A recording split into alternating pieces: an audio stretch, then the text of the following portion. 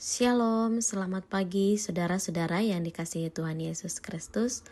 Mari bersama-sama kita membaca dan merenungkan firman Tuhan. Mari kita berdoa. Tuhan Yesus, terima kasih untuk kesempatan bagi kami hari ini untuk merenungkan firman-Mu. Berkati kami Tuhan, berikan kami pengertian, pemahaman akan firman Tuhan, sehingga firman yang dapat kami lakukan dalam kehidupan kami. Terima kasih Tuhan untuk firman-Mu. Dalam nama Tuhan Yesus kami berdoa. Amin. Saudara yang dikasihi Tuhan, renungan kita pagi hari ini dari Ibrani pasal 10 ayat 1-4. Kita merenungkan firman Tuhan dengan judul Penebusan Sekali untuk Selamanya. Kita baca ayat 1-4 demikian. Di dalam hukum Taurat hanya terdapat bayangan saja dari keselamatan yang akan datang, dan bukan hakikat dari keselamatan itu sendiri. Karena itu dengan korban yang sama, yang setiap tahun terus-menerus dipersembahkan, hukum Taurat tidak mungkin menyempurnakan mereka yang datang mengambil bagian di dalamnya. Sebab jika hal itu mungkin, pasti orang tidak mempersembahkan korban lagi. Sebab yang mereka lakukan, ibadah itu tidak sadar lagi akan dosa setelah disucikan sekali untuk selama-lamanya. Tetapi justru oleh korban-korban itu, setiap tahun orang diperingatkan akan dosanya, sebab tidak mungkin darah lembu jantan atau darah domba jantan menghapuskan dosa. Demikian jauh pembacaan firman Tuhan.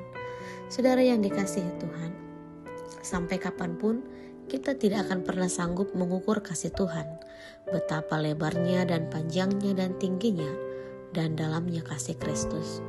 Bukti terbesar kasih Tuhan kepada kita adalah pengorbanannya di kayu salib. Kedatangan Yesus Kristus menjadi penggenapan janji Allah dalam menyelamatkan manusia dari hukuman dosa.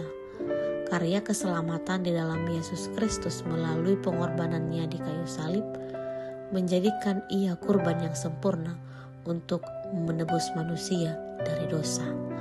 Karena sebelumnya orang-orang Yahudi memegang hukum Taurat, dan mereka setiap tahun mempersembahkan korban penebusan dosa untuk keselamatan mereka.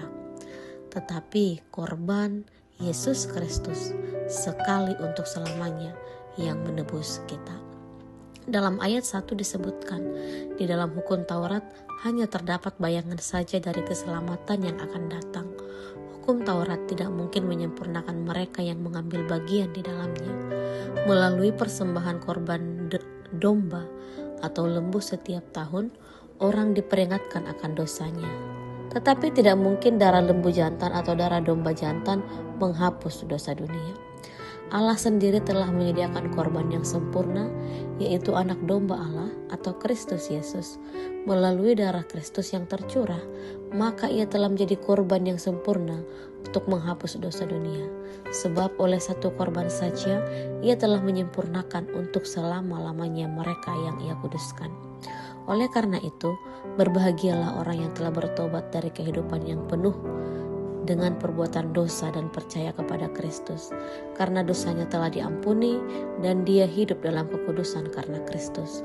Roh Kudus akan tinggal dalam hidupnya dan menuntun dirinya agar tetap hidup di dalam kekudusan dan kebenaran.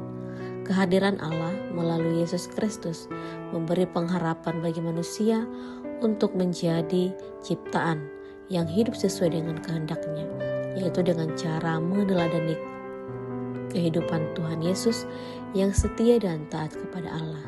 Jika kita percaya kepada Kristus, maka kita juga seharusnya taat dan setia melaksanakan firman Tuhan, hidup di dalam kebenaran dan kekudusan, serta menjadi saksi Kristus untuk menghadirkan kerajaan Allah di dunia ini. Amin. Mari kita berdoa.